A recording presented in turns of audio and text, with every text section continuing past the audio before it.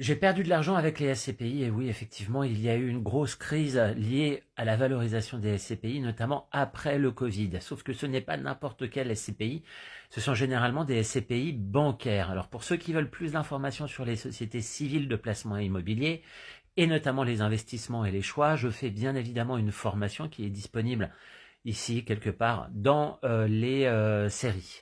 Mais pourquoi les SCPI bancaires ont perdu jusqu'à 10, 15, 20, voire 30%? Il y a eu des profit warnings, ou en tout cas il y a eu des warnings par rapport à la valorisation de ces SCPI. De mon côté, j'avais acheté des SCPI en 2010 que j'ai revendu en 2020. Pourquoi? Tout simplement parce que j'avais anticipé le fait que, eh bien, il y allait avoir, ou il y aurait une baisse de la demande des bureaux, tout simplement avec le télétravail. Or, ces SCPI étaient constitués à 95% de bureaux.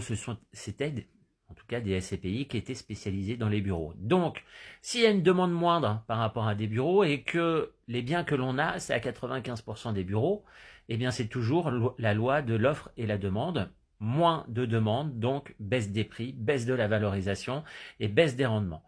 Donc ça veut dire qu'aujourd'hui, il y a des SCPI, effectivement, qui ont perdu jusqu'à 20 à 30% de leur valeur. Maintenant, de mon côté, les SCPI de bureau, faut pas les prendre, clairement. Et ça, c'est principalement les SCPI bancaires. Il y a des SCPI qui permettent d'investir dans des murs commerciaux. Il y a des SCPI qui permettent d'investir dans des maisons, dans des espaces résidentiels. Il y a des SCPI qui peuvent investir et qui investissent dans des entrepôts logistiques.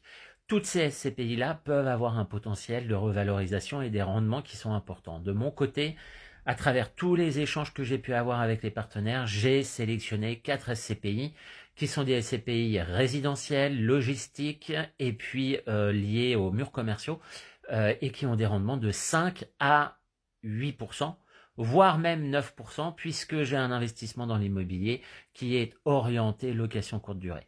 Donc oui, on a perdu beaucoup d'argent dans les SCPI, mais il ne fallait pas acheter n'importe quel SCPI, et c'est là l'intérêt, eh bien tout simplement de se faire accompagner par un vrai professionnel, et non pas simplement un commercial qui souhaite avoir sa com.